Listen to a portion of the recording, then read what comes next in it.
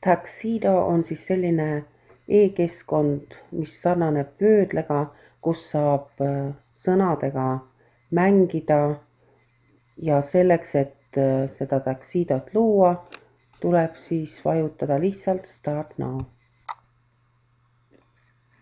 Siin on siis näha, et kui hiirega nendel sõnadel käia, siis need veel liiguvad, mis on väga atraktiivne.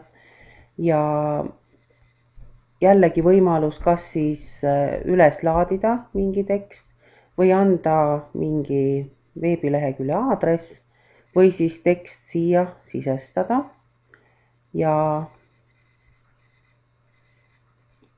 saabki selle teksti kujundamiseks juba valmis seada. Nii, mis siin väga tore on, et siia võib anda märgid, et ta ei viska neid lauseid üldse laiali ja väljendeid. Ja kui siia panna accept, siis ta seda arvestab.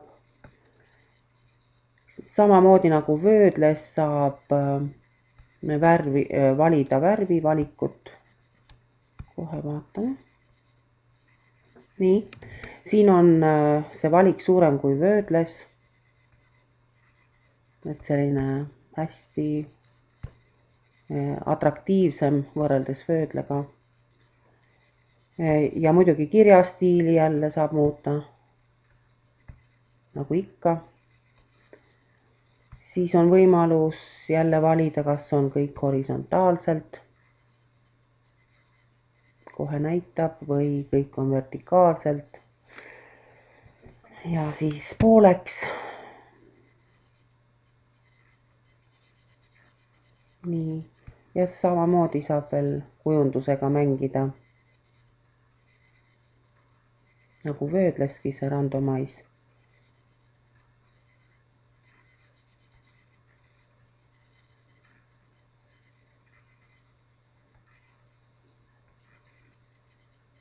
Muudab kõike, nii et valikuvõimalusi tunduvalt rohkem kui Wordles. Nii, ja mis siin veel väga põnev on selles keskkonnas, et on võimalus see sõnade lugu siis kujundada mingis kujundis. Lõpsate siit peale ja ongi näha. Siit eest ära õunakujuline või linnukujuline. Väga vahva. Ja saab veel valida siit taustavärvi.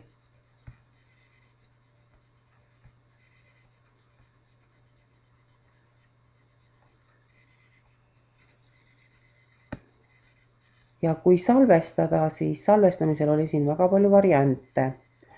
Ja muidugi saab seda kohe fotona, aga siis kaob ära see interaktiivsus, et neid sõnu ei saa siis liigutada. Kõiki ma ei ole läbi katsetanud, aga Bloggerisse andis ta väga kenasti salvestada koodiga. Ja kui tahtsin siis WordPressi, siis sai siia pandud pealkiri. Linnuke. Oi, ei ole mina linnuke. Nii. Nii, pealkirjaks linnuke. Ja siia ma ei pannud midagi ja siis kui klõpsatas submit peale, siis ta annab siia alla need aadressid. Mida siit siis millegi pärast? Aha, kenasti tuli. Ja siit on võimalus siis panna kas lingina kuhugi või panna ta siis